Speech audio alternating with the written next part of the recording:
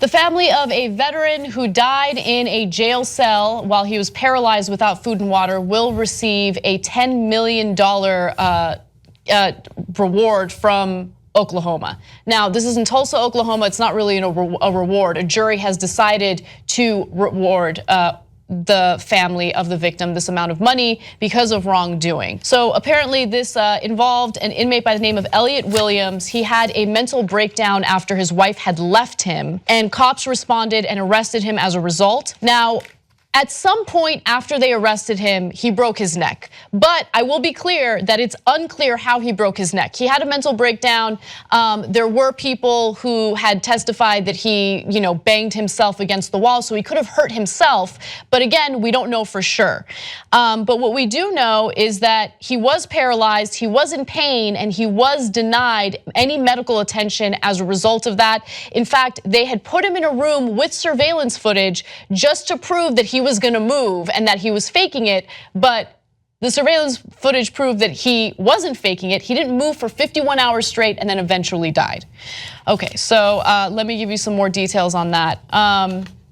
So let me just jump in for one quick second, Anna. So very true that this is unlike some other cases we've covered where you don't know how the guy broke his neck in the first place.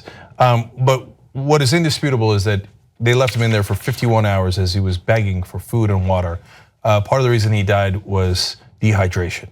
So now this is the second person we've talked about who might have died because of thirst in prison in America. How barbaric have we become? Where we, and look, I get it, man. Sometimes prisoners complain about things that aren't true. And sometimes their neck is broken, so you might want to check. And if you didn't check in the first hour, you might want to check in hour 49. Instead, they left the food just out of his reach and the water just out of his reach as he sat in his feces and urine, and they laughed at him. Yep, footage showed a paralyzed Williams laying naked on his back, grasping for food and water that detention officers dropped out of his reach. So here is a photo. You don't see him naked, but there's a photo of what it looked like. Jail employees believed Williams was faking paralysis despite his pleas for help, and they placed him in a video monitored cell to catch him moving. Williams was left suffering in a cell covered in feces and urine, suffocating as his lungs began to collapse slowly over the course of several days, unable to feed himself, unable to drink, begging for water and begging for help that never came. So there was wrongdoing here, and that's the reason why the jury decided to give his family the $10 million.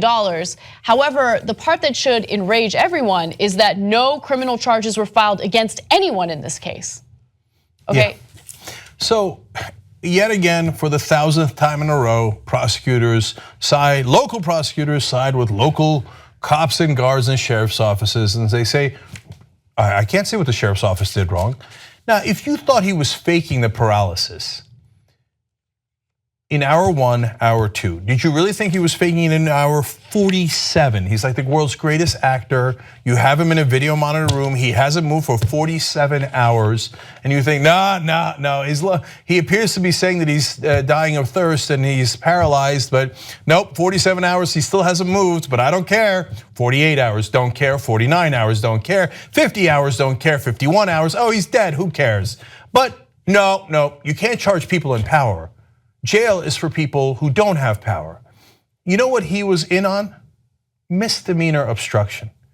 By the way, he also had a mental issue. This is a story we see over and over again. I don't know how severe it was, but when they went to go corral him, he didn't comply with those orders because he didn't understand the orders. Maybe he had issues because he was a veteran and he was going, I don't know, right? But they charged him with misdemeanor obstruction. Instead of helping him, they brought him into prison. Then he snaps his neck and they let him die there for 51 hours. So the misdemeanor obstruction is worth taking your life over, but letting a man die there right in front of your eyes, no charges. Not even a misdemeanor, not even a misdemeanor.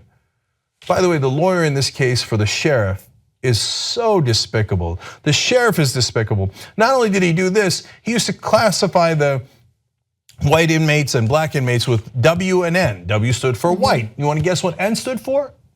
Now, he says it stood for Negroid, and he defends it. He says, he completely defends it. Sheriff Glanz is his name, testified that he was okay with deputies calling black suspects Negroids and Negroids. One detention officer recorded 2 checks for every one she made for Williams. That's a completely different part of the story. So basically, they falsified records. There was evidence that people working at that jail or that prison were completely falsifying records, pretending like they were checking in on him, when in reality, evidence showed that they weren't checking in on him at all. But again, that's another part of the story. Let's focus on the sheriff and how he's completely transparent about the fact that he was a racist prick. Yeah, he says, well, in the 60s and 70s, that's what they used to call them. Yeah, but we don't do that anymore. You know, in the 1860s and 70s, they had a different name too. Should we keep calling him that? His answer would probably be yes. Now, Brewster is this guy's defense attorney, and defense attorney's got to defend him. I get that, that's how our legal system works. But this defense attorney went above and beyond. He said, I'm proud to represent Stanley Glanz, who counsel has pointed out is a friend. I truly love the man. I'll stand there right beside him. This guy who calls people Negroids and lets them die in their prisons. I love him. And defense counsel has every right and obligation to defend him. He doesn't have to say he loves that guy. He went on to say, so I guess the issue for counsel, the people who were suing, is that somehow after he became paralyzed, and we believed it was a psychological situation. Your neck is snapped, but apparently some sort of psychological situation. Instead of a medical one, suddenly we should have second guessed the doctors and did something differently. Not suddenly, in hour 49, not suddenly, okay? And he says, we weren't deliberately indifferent to him. How long would it have taken before you were deliberately indifferent to him? 52 hours, 53 hours? So these guys revel in this. This happens all the time. Just because you don't see it doesn't mean it doesn't happen. So there's a lot of people in this country who are like, I mean, I never got my neck snapped in jail for a misdemeanor. They never let me, die of dehydration and have my lungs collapse and let me die in my own urine and feces. It didn't happen to me, so I don't care. I don't care. And I'll just say they're whining. He's not whining. He's dead. He's dead. And by the way, the jury said, yes, they were right. The family was right. The sheriff is wrong. The sheriff, by the way, has to pay $250,000. Okay, I don't care about the fine. I don't care about that. I want him to go to prison. Same thing with the sheriff in Milwaukee. Let a guy die of thirst. How is he not in prison? How is that not neglect? How is that not reckless? He let a baby die because they wouldn't treat it. This is the sheriff in Milwaukee. They wouldn't treat a woman who was going through birth. Oh, she's just complaining and whining. She's going through birth. What happened? I thought you conservatives were pro-life. And they let the baby die because they wouldn't treat him. How is that not neglect? How is that not reckless? But if you're in power, and my God, God help you if you're in a prison. Because we as a society have become animals. And as soon as somebody steps inside the prison, they're not human anymore, and we treat them any way we like, especially in places in this country, and yes, they exist, it's right here in this story, if you're labeled a Negroid. And then people say, oh, what do black people complain about? Well, if this happened to you, my guess, or it happened to your brother, or it happened to your father, you might complain as well. If they left him to die there in his own waste, Jesus Christ. People have no compassion at all. We have to improve and fix these jails and these prisons because they're a monstrosity. And it's a shame upon all of us that this is the system that we have and nobody ever gets punished. We already hired one investigative reporting team thanks to you guys. Let's hire the second right now. Go to tytnetwork.com/go.